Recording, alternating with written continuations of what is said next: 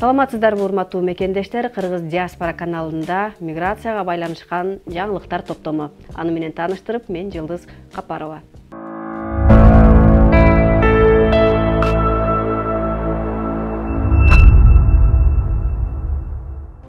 Бүгүн 6 декабрь президент Садыр Жапаровдун туулган күнү биринчилерден болуп Кытай Эл Республикасынын президенти Си Цзиньпин куттуктаган. Албетте, Россиянын президенти Владимир Путин да куттуктаган куттуктоо телеграммасында жакында гана Бишкекте болуп өткөн жолугушууну жылуу эскерерин жана Жапаровдун Евразия мейкиндигиндеги кызматташууну алдыга жылдырууга кошкон салымын жогору бааларын жазган. Ошону менен бирге сиз мекендештериңиздин чын ыхластан сый урматына жана эл аралык абройго татыктуусуз деп жазган. Мындан сырткары боордош Казакстан, Өзбекстан, Түркмөнстан, Тажикстан, Туркия, Азербайджан, Белоруссия, Грузия, Армениянын президенттери дагы түшкө чейин өз куттуктоо телеграммаларын жиберишкен.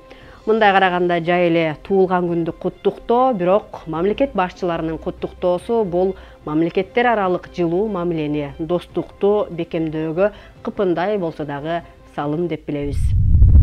Айдын башында Москвада Россиядагы эң ири бизнес ассоциациялардын бири Деловая Россия жеңил өнөр жай тармагын кантип өнүктүрөбүз деген темада чоң тегерек стол өткөрдү.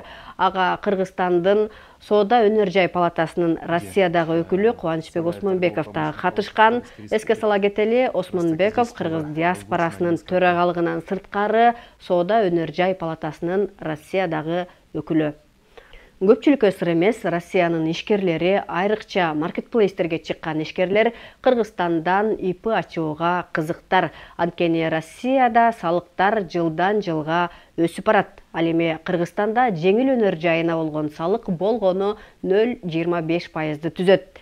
Салыштыруу үчүн айта кетели, ушул учурда Россиядагы салык НДСти кошкондо 22%га жетет. Аталган жыйында россиялык ишкерлер ЭАИПтин алкагында Кыргызстан менен жалпы эле Орто Азия менен кантип тыгыз кызматташабыз деп тема көтөрдү. Ал эми Осмонбеков өз сөзүндө ЭАИПтин талаптарына карабай ишкерлерге жасалма бут тосуулар бар экендигин эске салуу менен аны менен биргеликте күрөшүүгө чакырды. То есть такое ощущение, как будто некоторые члены определенных органов специально ставят барьеры и тормозит тем самым бизнес. И здесь таким небольшое просто предложением Кыргызстан на сегодняшний день стал финансовым хабом. То есть огромное денежное средство, которое не может российская сторона перечисливать третьи страны, оно проходит через страны Евразийского экономического союза, в том числе Кыргызстан. В этой связи то есть у нас сформировалась конкретная финансовая инфраструктура, где зачастую в коллаборации сотрудничества с российскими импортерами, экспортерами мы помогаем вот эти барьеры преодолевать. И в этой связи, если кому-то интересен данный продукт, можем поговорить детально и обсудить наше взаимодействие. Благодарю за встречу, за круглый стол. Урматтуу мекендештер, айрыкча Россияда тейлөө тармагында иштеген мекендештер, Кыргызстан ЭАИПке мүчө болгон бир катар жеңилдиктер берилиш керек эле, бизге шарт түзсүн деп талап кылабыз го.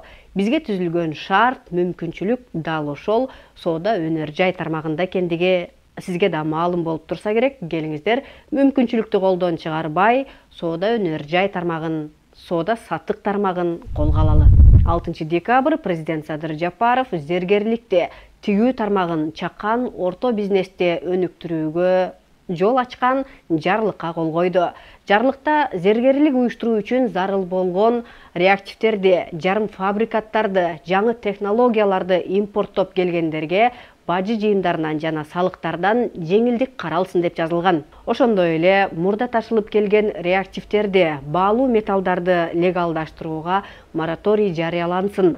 Ата мекендик проба эн тамга уюштурулуп, системасы ишке киргизилсин деп тапшырма коюлган. Ошондой эле автомото каражаттарын саткандарды 3 жылдык салыктан бошотуу, Кыргызстанда өндүрүлгөн же Кыргызстанда кураштырылган автомото каражаттарын сатуудан түшкөн салыктан бошотуу жана чакан орто ишкерлерге тигүү цехтерине камсыздандыруу тарифтерин төмөндөтүү боюнча тапшырмалар берилген. Ушуну менен бул күнгө алынган жаңылыктар топтомун жыйынтыктаймын. Соңунда Россияда жүргөн мекендештерге пайдалуу маалымат менен бөлүшкөнчө кетейин.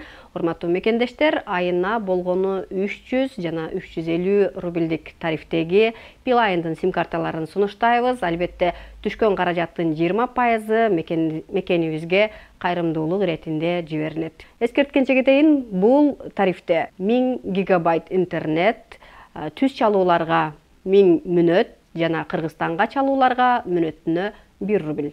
Байланыш номерлери 8900 144 14 14. Чалыңыздар. Компаньон банк эң алдыңкы банктардын бири. Кыргызстандагы себептеген Россия Федерациясынан бардык кыйын которуу системалары менен иштешет. Бүгүнкү күн ошо Мой МТС системасына дагы убакыт келди. Мой МТС системасы аркылуу кыйынды компаньон банкка которуп кошелектон же наличка алсаңыздар болот. Калганын көрүп аласыңдар. Орусиядан Кыргызстанга акча которууну Мой МТС тиркемеси аркылуу жөнөтүңүз. Бул болгону саналуу мүнөттү талаптала. Мой МТС тиркемесине кирип, деньги бөлүмүн тандаңыз. Переводы зарубеж басылышын басып, өлкөлөрдүн тизмесинен Кыргызстанды тандаңыз. Которуунун валютасын белгилеп, суммасын жазыңыз. Способ перевода бөлүмүнөн компаньон банкын тандаңыз. Акча которуунун 3 жолу бар. Биринчи ыкма картага толуктоо. Бул үчүн алуучунун карта номерин билүү керек. Экинчи ыкма телефон номери аркылуу которуу. Бул үчүн алуучунун телефон номерин колдонулат. Үчүнчү ыкма капчыкка толуктоо. Бул үчүн да алуучунун телефон номери колдонулат. Маалыматтарды кайрадан текшерип, перевести баскычын басыңыз. Даяр. Акча дароо эле компаньон мобилдик капчыгына түшөт. Жана төлөмдөр үчүн дароо жеткиликтүү.